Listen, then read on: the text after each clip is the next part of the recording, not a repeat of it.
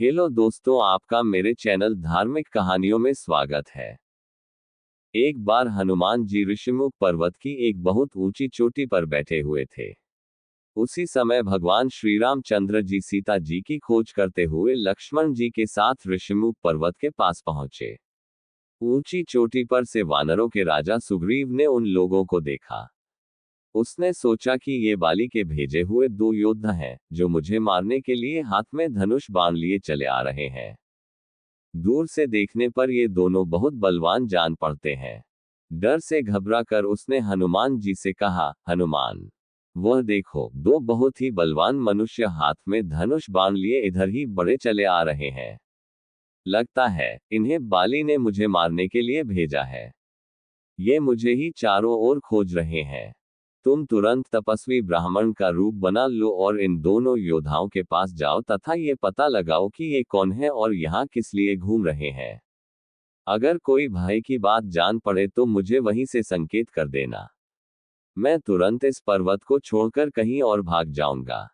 सुग्रीव को अत्यंत डरा हुआ और घबराया देखकर हनुमान जी तुरंत तपस्वी ब्राह्मण का रूप बनाकर भगवान श्री रामचंद्र और लक्ष्मण जी के पास जा पहुंचे।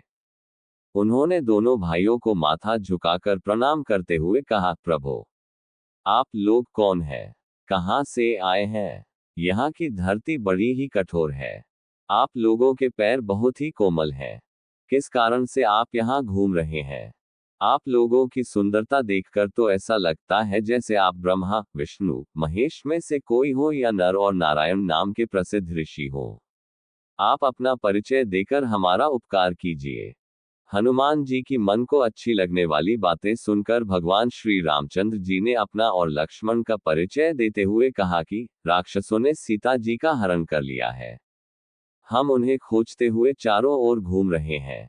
हे ब्राह्मण देव, मेरा नाम राम तथा मेरे भाई का नाम लक्ष्मण है। हम अयोध्या नरेश महाराज दशरथ के पुत्र हैं। अब आप अपना परिचय दीजिए। भगवान श्री रामचंद्र जी की बातें सुनकर हनुमान जी ने जान लिया कि ये स्वयं भगवान ही है।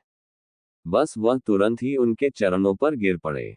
श्री राम ने उठाकर उन्हें गले से लगा लिया। हनुमान जी ने कहा, प्रभु, आप तो सारे संसार के स्वामी हैं। मुझसे मेरा परिचय क्या पूछते हैं? आपके चरणों की सेवा करने के लिए ही मेरा जन्म हुआ है। अब मुझे अपने परम पवित्र चरणों में जगह दीजिए। भगवान श्री राम ने प्रसन्न होकर उनके मस्तक पर अपना हाथ रख दिया।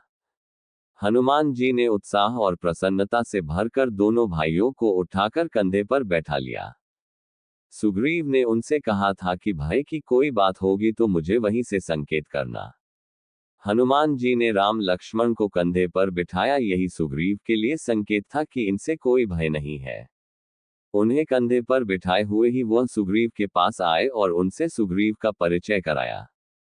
भगवान श्री राम ने सुग्रीव के दुख और कष्ट की सारी बातें जानी।